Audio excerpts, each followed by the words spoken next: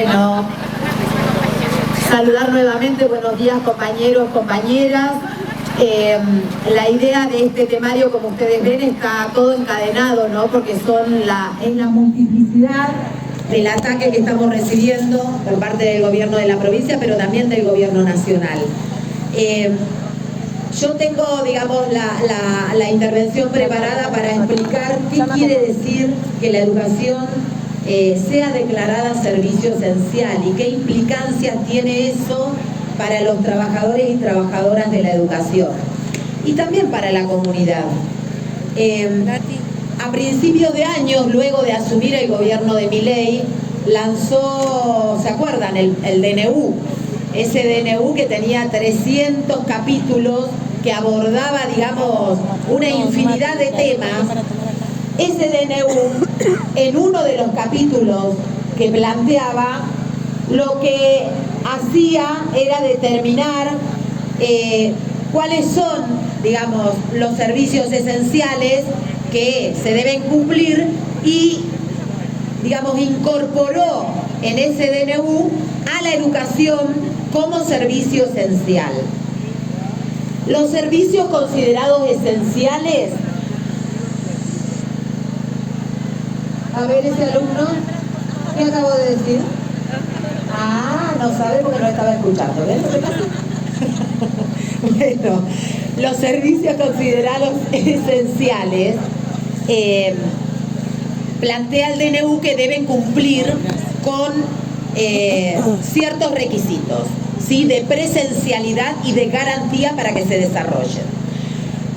El requisito número 1, digamos, que debe cumplir es que deben tener una asistencia o una garantía del 75% de la funcionalidad.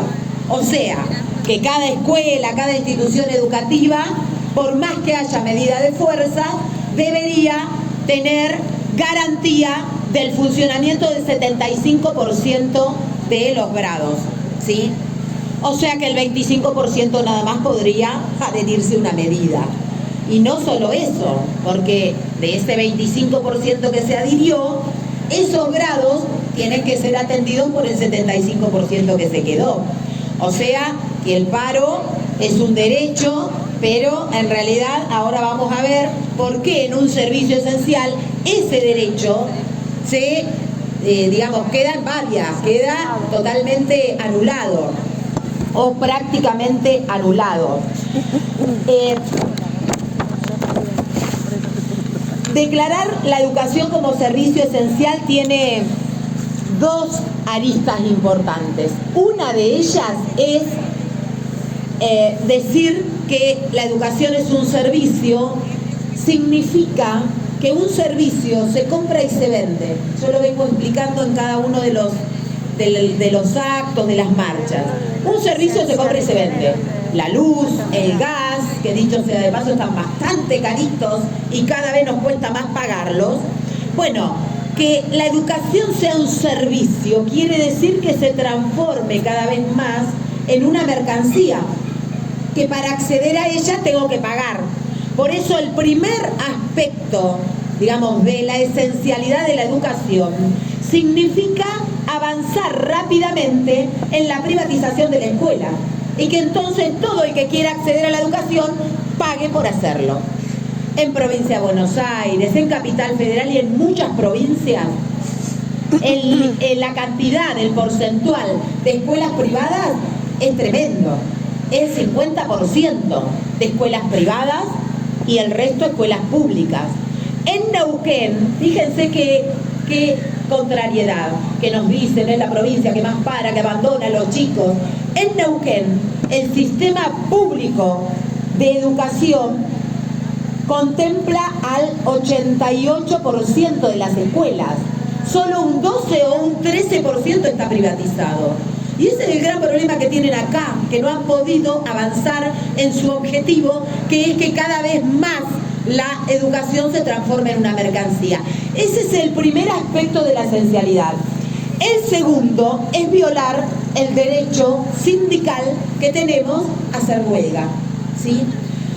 Y acá tenemos que analizar, porque hace más de 20 años el gobierno de la Rúa planteó que la educación se transforme y que se vote, ¿sí?, que la educación era un servicio esencial. Allá, por aquellos años, la CETERA hizo una presentación legal, ¿sí?, porque efectivamente es inconstitucional que declaren a la educación como servicio esencial, porque ataca derechos internacionales y declaraciones internacionales que tenemos de la OIT que plantean el derecho a huelga y el propio artículo 14 bis que plantea el derecho a huelga. La justicia en aquel momento, hace 20 años, falló a favor de la CETERA, planteando que la educación no podía ser un servicio esencial. Por eso, aunque esté en el DNU, efectivamente todavía no pudieron aplicar el concepto profundo de que la educación sea un servicio esencial, porque es absolutamente inconstitucional. Hubo, luego de este debate y de este fallo, hubo un convenio de la OIT que excluye a la educación como servicio esencial. Y también, está claro que el derecho a huelga está respaldado por el convenio 87 de la OIT y, como les decía, por el artículo 14. En aquel momento hubo expertos de la OIT que tomaron el tema, lo analizaron, que intentaron desmenuzar y poder tener argumentos de por qué la educación puede o no puede ser servicio esencial, y plantearon que en los únicos casos, que se puede atacar el derecho a huelga, es donde efectivamente está declarado ese servicio como esencial. Como la educación no lo es aún, no lo pueden aplicar. Ahora, ¿cuándo un servicio es esencial? Cuando la no prestación de ese servicio pone en peligro la vida misma o la seguridad de las personas que son privadas de acceder a ese servicio. Entonces, por ejemplo, servicio esencial es la salud pública. Por ejemplo, servicio esencial es el transporte. Por ejemplo, servicio esencial es la electricidad y los servicios públicos, ¿sí? Eso que estamos pagando muy caro. Bueno, pero hasta el momento la educación no la han podido declarar. Entonces, querer aplicar ese concepto sería lógicamente inconstitucional por estas cuestiones que acabo de explicar.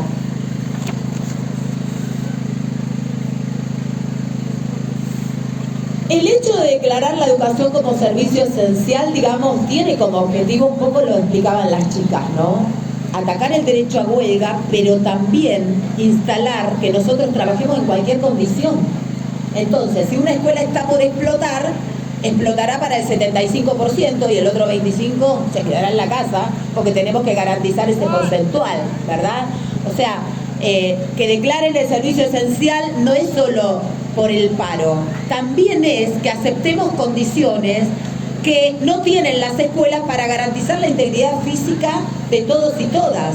Entonces, que avancen con esto de la educación como derecho esencial es realmente una arremetida del gobierno nacional y el gobierno provincial muy compleja, a la que le tenemos que decir no, porque claramente nosotros y nosotras defendemos que la educación sea de acceso para todos y todas, pero en ese aspecto decimos que la educación no es un servicio, sino que es un derecho esencial, que debe ser garantizado por el Estado provincial y por el Estado nacional. Y la primera cuestión para garantizar ese derecho es el presupuesto educativo. Y aquí tenemos varias cosas para decir. El presupuesto no es solo el salario docente, aunque la gran mayoría de los presupuestos educativos son tan aminorados que se lleva el 80 o el 90% de ese presupuesto en los salarios docentes. ¿Eso qué quiere decir? ¿Que los docentes ganan mucho? No, ganamos poco. Una maestra de grado que recién se inicia, que cobra 600.000 pesos, está bajo la recontra línea de pobreza. Y si no tiene garantía de un doble turno, no llega ni a la primera semana del mes, cobrando ahora los 28 o los 29. Entonces, los salarios no están garantizados como corresponde para que ganemos igual al costo de la canasta familiar. Y la otra pata del presupuesto educativo es lo que deben destinar para la infraestructura, para la creación de escuelas. Entonces, este gobierno que dice que la educación debe ser un servicio esencial es el mismo que anunció 60.000 millones de pesos para las obras de infraestructura en las escuelas y que no sabemos dónde carancho están. No solo la ministra es vaga, sino que es amiga de lo ajeno y evidentemente dónde están los 60.000 millones de pesos, porque en las escuelas no están, porque seguimos teniendo escuelas que no están arregladas y que el viernes cuando no haya paro no van a tener clases. Por lo tanto, tenemos que discutir a fondo este concepto y decir que nosotros vamos a defender que la educación debe ser esencial, pero no como servicio, sino como derecho. Y en tal sentido, todos los gobiernos deben discutir ya un aumento considerable del presupuesto educativo para garantizar escuelas seguras, con salarios seguros, que permitan el acceso a la educación para todos los chicos y chicas, todos los días, los 365 días del año, porque a veces en la capital no damos clases, pero en el interior sí están dando clases los compañeros y las compañeras de las escuelas rurales. Entonces, compañeros y compañeras, el ataque es grande, tenemos que responder al ataque con la masividad que necesitamos para derrotar esta seguidilla de leyes que pretenden cambiar nuestras condiciones laborales, nuestras condiciones salariales y nuestras condiciones jubilatorias. Y por supuesto, la condición del acceso al derecho a la educación de todos los chicos y chicas de nuestra provincia y del país entero. Muchas gracias.